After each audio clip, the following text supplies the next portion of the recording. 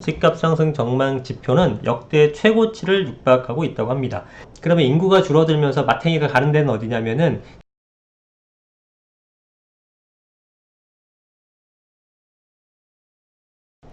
네, 안녕하세요. 이승우 소장입니다. 자, 부동산 규제를 쏟아내도 집값 상승 전망 지표는 역대 최고치를 육박하고 있다고 합니다. 소비자 심리 지수가 지금 125 정도가 되고 있는데 최고치에 거의 근접한 수준이라고 합니다. 자, 최근에 6.17 대책, 그 다음에 7.10 대책 등 각종 부동산 대책이 쏟아나오고 있죠. 취득세와 보유세와 양도세를 모조리 올리는 이런 강력한 대책을 내놨지만 집값에 대한 국민의 심리는 거꾸로 가고 있다. 대책이 나올수록 집값이 오를 것이라는 전망에 더욱 시민은 불리기다. 요즘 대책이 나오게 되면은 오히려 쌍수 들고 환영을 하고 있지 않습니까? 대책 나왔다, 가격 오른다, 뭐 사러 갈까? 주목 효과가 어딜까? 풍선 효과가 어딜까? 뭐 사러 갈까? 그런 얘기하고 있습니다. 자, 모르시는 분은 모르겠죠. 부동산에 관심 없는 분들은. 자, 그래서 29일 한국은행이 발표한 7월 소비자 동향 조사 결과를 보게 되면 125포인트를 기록했다고 합니다. 최고치가 18년도 9월달. 야, 이때 장난 아니었죠. 모르시는 분은 모르겠지만 분위기 진짜 미쳤습니다. 이때. 그때가 128인데 거의 근접한 수치를 기록하고 있다. 자, 물가 수준 전망과 임금 수준 전망 등 전반적인 물가에 대한 인식도 이번 조사에서 한 포인트 올랐지만 가장 많이 오른 건 역시 주택가격 전망이었다. 이 수치가 기준점인 100을 넘어 125를 기록했다는 것은 1년 뒤 주택가격이 어떻게 될 것인가는 질문에 상승할 것이라 답하는 자가 훨씬 더 많았다는 뜻입니다. 자, 공급 대비 수요가 많은 상황이어서 주택가격 전망 지수도 오를 수밖에 없다. 여러분들 수요가 많다. 이거 못 믿는 분들도 있을 거예요. 이거 누가 사? 특히 하락론자들? 야, 이거 누가 사준다고 안 올라. 네. 근데 정부가 공급을 확 죽여버렸기 때문에 수요가 준 거보다 공급을 더 죽였어요. 그럼 여전히 수요 초과가 되겠죠? 가격이 오른다. 정부에 감사하죠. 네. 본인들이 안 산다고 아무도 안 살 거라고 착각 좀 하지 마세요. 살 사람은 얼마든지 산다. 그런 겁니다. 이런 집값 상승세가 계속되면 지수가 역대 최고점을 넘어설 가능성도 있다고 내다봤다. 이런 거, 그렇고요. 자, 이런 내용입니다. 그러니까 여러분들이, 기사는 간단해요. 결국은 소비자 심리 지수가, 주택가격 전망에 대한 소비자 심리 지수가 거의 역대 최고치에 근접하고 있다. 그런데 이상하다. 정책을 엄청나게 내놨는데, 강력한 정책을 내놨는데 어떻게 이렇게 가격이 더 오르냐? 예, 18년도 9월달도 최고 수치인데 이때도 9.13 대책이 나왔던 시기고 어떻게 보면 좀 많이 들어보셨지만 정부가 가만 좀 있어줘요 이렇게 호소를 하는 것도 이해가 가죠. 정부가 정책을 내놓을 때마다 가격이 더 올랐기 때문에 인위적으로 가격을 더 올린 꼴이다. 지금 하락론에 대한 영상, 상승론에 대한 영상 항상 나오는데 하락론에 대한 영상에 댓글 같은 거를 가끔 이제 재미삼아 보는데요. 찬양 일색이죠. 어쩌고 저쩌고 얘기하시는데 투기꾼들 끝났다. 이제 누가 사냐 맨날 이런 얘기 하는데 살 사람 많습니다. 지금 그쪽에 계신 분들은 그쪽 사람들만 만나니까 아무도 안 살 것 같죠. 거기를 벗어나게 되면은 부동산 사고 싶어서 안 다니는 사람들이 엄청나게 많습니다. 그런데 공급은 없고 가격이 오르는 게 팩트잖아요. 이거는 누구도 부정할 수 없잖아요. 하락론이냐 상승론, 이건 누구 주장하는 게 아니라 통계로 나오는 거잖아요. 수년째 부동산 가격이 상승을 했단 말이에요. 그죠? 그게 팩트잖아. 근데 4년 전, 5년 전부터 떨어진다고 얘기했잖아요. 누가 맞고 누가 틀린 겁니까? 그죠? 네. 그래서 여러분들이 앞으로도 잘 생각을 해보셔야 됩니다. 그래서 하락론자분들의 말씀은 약간 인디언 기우제예요. 한번 가보자. 떨어질 때까지 한번 내가 떨어진다고 주장해보겠다. 가는 거죠. 아니면 욕먹고 그냥 끝나는 거고, 그동안 후원도 받고 돈도 벌고 잘했다는 안녕 이러고 가면 되는 거고, 맞으면 또 스타 되는 거고, 그죠? 예. 그런 겁니다. 예, 그렇게 되는 건데, 이제 거기에 대해서 그런 사람들을 믿은 분들이 사실은 잘못인 거죠. 그 사람한테 도덕적으로 욕을 할 수는 있겠습니다만, 법적인 어떤 잘못을 한 것은 아니잖아요. 그죠? 그러면 결론적으로는 여러분들 탓이죠. 그 사람들 믿은 분들은 여러분들 탓입니다. 그러니까 지금 생각해보게 되면 집을 산 사람과 안 산 사람이, 어떤 자산 격차가 얼마나 많이 벌어졌습니까? 지금까지의 결론을 놓고 보게 되면 누구 말이 맞은 겁니까? 여러분들 돈을 벌고 싶지 않나요? 부자가 되는 거는 되면 더 좋겠습니다만 소득 분위 계층에서 하나씩 올라서야 되잖아요. 올라서기 위해서는 노력을 하셔야 됩니다.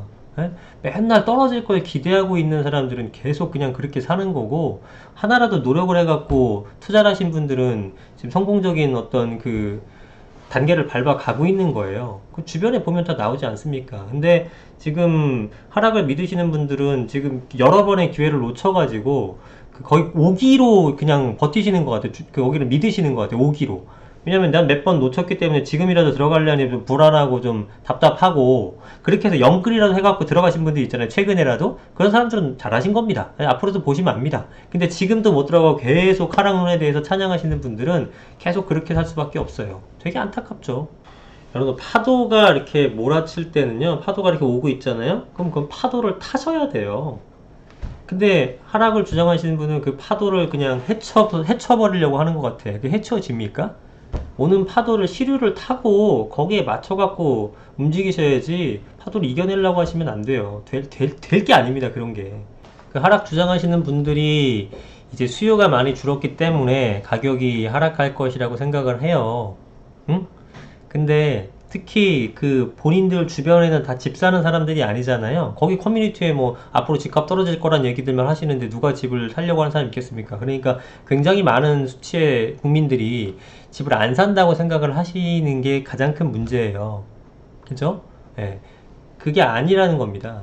근데 여러분들이 하락을 믿으시는 여러분들이 집을 안 사도요. 그 외에 여러분들과 다른 생각 가지시는 분도 있잖아요. 그 정도 수요가 그죠? 그 정도 수요가 예를 들어 반반이라 쳐봅시다. 하락을 믿는 분 반, 상승을 믿는 분 반이라고 하면 아니 3분의 1씩만 하죠. 3분의 1은 가격이 안 오를 것 같고 3분의 1은 오를 것 같고 3분의 1은 멈춰 있을 것 같아. 그럼 3분의 1 정도만 상승하는 수요자잖아. 이 사람들 살 거 아니에요. 이 수요자만으로도 공급 대비 많다니까요. 3분의 1밖에 안 산다고 하더라도 가격이 오른다니까요. 지금 분위기는 정부가 공급을 다 죽여놨기 때문에. 그래서 가격이 올라가는 거예요. 지금 왜 이런 정부 정책을 쓰면서 가격이 올라가는지 그 메커니즘을 아직도 파악이 안 되십니까?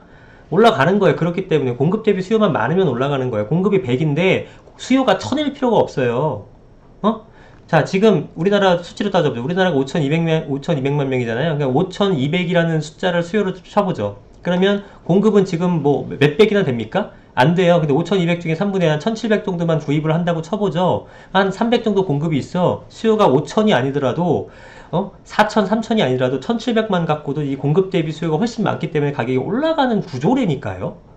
근데 안 올라가는 사람들 집단에 있어갖고 아무도 안 사네 이제 절대로 떨어질 것이다를 4년 전 5년 전부터 주장하고 있잖아요. 여러분들 그렇게 믿고 있잖아요. 근데 현실에서 이렇게 가고 있는데 물론 그 사이에 정신 차리고 집을 구입한 분도 있죠.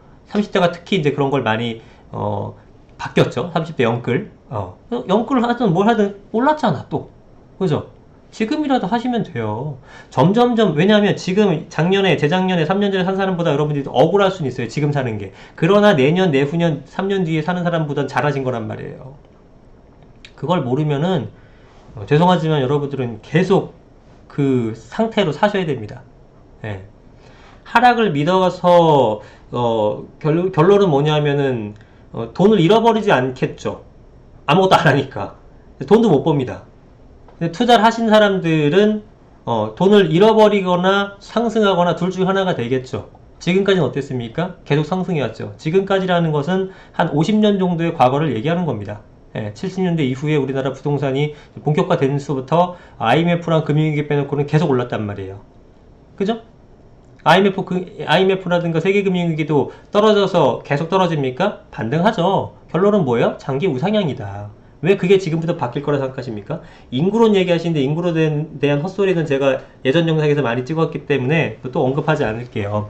아니 뭐 최근에 보신 분도 있으니까 조금만 설명을 드릴게요. 인구론에 대한 허점이 뭐냐면 여러분들이 전체와 부분을 구별을 못하는 겁니다. 인구는요 전체 뭐 우리가 5200만 명 정도 되는데 5300 몇십만 명까지 정점을 찍고 이제 하락을 해요. 그런 건 팩트예요. 통계청 자료 조사니까 뭐 앞으로의 일은 확률이지만 그게 맞겠죠. 뭐 사회 구조상 그거를 부정하진 않아요. 그런데 떨어지긴 떨어져요. 인구가 떨어져요. 근데 아까 말씀드렸다시피 인구가 일정 부분 떨어진다고 하더라도 여전히 그 수요는 공급에 비해서 월등히 많다.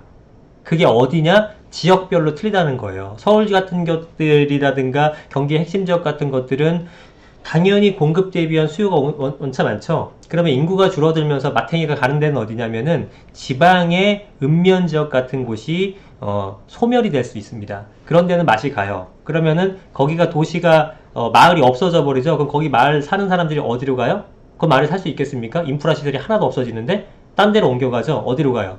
점점 경제 중심 도시로 가겠죠. 사람 많이 사는 대로. 그죠? 그래야 거기서 그래야 무슨 뭐 일자리를 찾고 돈을 벌 거 아니에요. 그래서 인구가 줄어드는 환경에서도 특수한 지역들, 그런 핵심 지역들의 부동산은 가격이 오히려 더 오르는 현상이 생긴다니까요. 제가 뭐 아무 데나 살합니까? 좋은 데 사라고 하지. 그런 현상인데 인구가 줄어드니까 뭐 수요가 줄어들고 이제 가격이 줄겠네. 이런 뭐 초등학교 1학년 수준의 단순한 논리로는 여러분들 아무것도 못 합니다. 조금 좀 좀 생각을 깨우세요. 그 하락론자 말 좀 듣지 말고. 언제까지 그러고 있습니까? 성인분들이. 예? 그래서 얘네들이 하는 얘기가 대다수가 좀 약간 헛소리인데, 예, 지금까지 뭐 그 말 못 믿겠고, 뭐 제 말 못 믿겠고, 내지는 뭐 헷갈린다 이러신 분들은 지금까지의 과정을 보란 말이에요. 사실관계를. 예? 왜 갑자기 그게 이제 바뀌어? 지금까지 이렇게 쭉 오던 게 왜 갑자기 바뀌냐고요. 왜 그런 터닝 포인트가 지금 생겨야 되는데, 그럼 그 지금 터닝 포인트가 생기는 시점을 정확히라도 집어주든가. 15년, 16년, 17년, 18년, 19년, 20년 지금 몇 년째 하락한다고 떠들고 있는데 안 됐잖아요. 예? 그런데도 믿는 여러분들이 정말 챔피언입니다. 참 뭐 믿을 수가 없습니다. 저는 난 그렇게 속았으면 막 열받아서라도 막 뭐 할 것 같은데 열도 안 받나 봐. 그냥 그렇게 모르겠습니다. 여하튼 여러분들 집을 좀 사시고 집을 투자용 집을 사라는 게 아니라 내 집 마련하셔서 좀 가격이 오르거나 떨어지거나 좀 마음의 안정을 좀 찾으시기 바랍니다. 집이 없는 분들 올라갈 때마다 얼마나 철렁합니까? 그죠? 감사합니다.